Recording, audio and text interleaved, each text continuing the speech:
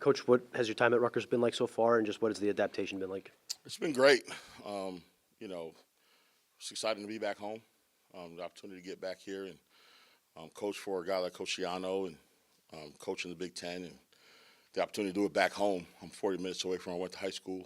My parents live 40 minutes away. Got an aunt that I'm staying with right now that lives in New Brunswick. So it's been amazing. And then the people in the building, couldn't ask for a better reception. Just everybody kind of knows their role and chops their job. So it's been awesome. Those jersey roots, how important are those for you in the decision to come on back, but then also with the off the field recruiting and forming relationships with the players? Well, when you have an opportunity to coach for a guy like Coach Shiano, that kind of helps the decision. But everything else is the cherry on top. Obviously New Jersey's home, like we talked about. The opportunity to come and be around my family. I married, my wife is from Cleveland, so we've been around her family, and the opportunity to come home now and have my daughter around her cousins and see some high school friends and high school coaches, man, has been awesome. Can you take us through the process of getting the job and interviewing and how that kind of went about? Yeah, didn't know the job was open, obviously, with everything that happened prior, with Coach Keese. Coach H reached out towards the end of the season.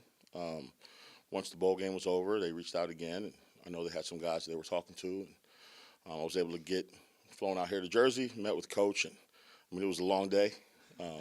Met with the D staff, and if I could just talk about how great the D staff is, felt the camaraderie right away throughout the interview, which made the interview go easy. Everybody had great feedback. You could tell they're all in sync. They're all engaged. Everybody's kind of moving in the same direction, so it's pretty good. What did you know Coach Harrisoniak before that? I did not know him personally. We've known mutual people. Coach Burns, who's the head coach where I'm coming from at Kent State, and him were at Minnesota together. So that kind of connected the dots a little bit. But I've heard great things about him. Paul Haynes, who was the one that gave me my shot in coaching at Kent State back in 2013, was also with him at Minnesota. So I've had some connections to him, but I had just my first time really getting to know him throughout this process. I guess what were your initial impressions of the players that you had in the room and now through spring practice? I mean, kind of what have you seen from those guys and the depth and the talent that's there? The unique thing is we do some similar things at where I'm coming from, schematically.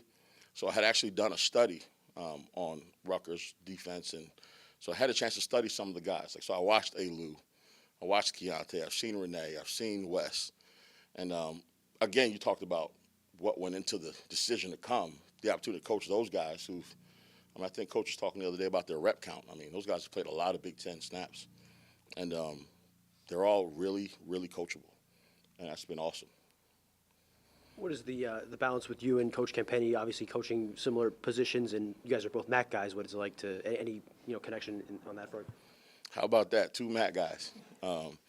Coach Camp and I actually developed a rapport because we both played in the MAC East, which I think is no longer. But so we played each other 4 years in a row. I think we won 3-1.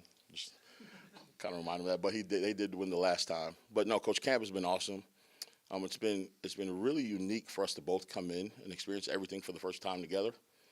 Being able to bounce ideas off of each other, being able to attack this thing together. We divide and conquer. Like, I have the D-line title, he has the D-ends title, but ultimately, when it comes down to it, we're here to make sure our guys are ready to play, develop our guys. And so that's kind of how we're attacking this thing. Can you take us into the study that you did on Rutgers? When was it? What did it look like? Was it PowerPoint or what exactly? It wasn't really involved in PowerPoints. It was more so, we had a shift and we were going to a new defense. We were going to basically a similar scheme. And so we were studying different things. So I actually reached out last year to ask some questions on why they do this and why they do that. So with that, you just see kids that pop off the tape. Like, you know what, I'm going to clip this. I'm going to clip that. Next thing you know, you got 4 clips of 71. You got a couple more 48, you know what I mean? And you're like, okay, these guys are good players. And so at the time, you don't know what the future holds, right? So you're just kind of like pulling plays to show your current players. And then, things happen. You're like, holy smokes, like there's some familiarity with what they can do. There's some understanding what they do well, what we need to work on, the opportunities for growth. So that part of it has made the transition a little more seamless. But few transitions are completely seamless, obviously, like we know. So Two more? Coming in and being from Jersey and recruiting Jersey, did you know Coach Marquise before that, and have you had conversations with him since you've been here? So I recruited Jersey at Kent State. So I've bumped into Coach Keith throughout recruiting. They allowed us to come to their camp here at Rutgers 2 years in a row, and Keith was always great to me. He let me in the room. He kind of gave me insights as to who was attending the camp. And then again, when we were doing what we were doing schematically, I reached out to him a couple times, just to talk ball. So from that regard, that was our relationship. He shot me a text once everything was announced, which was awesome, and we're keeping him in our thoughts, and we're hoping for his return as soon as possible. I just can't get enough of this report that you did, so I'm going to ask a follow-up. Did that help you with the preparation, with the interviewing process, and when you heard the opportunity, did you kind of look at it and say, like, there's a natural synergy there? Absolutely.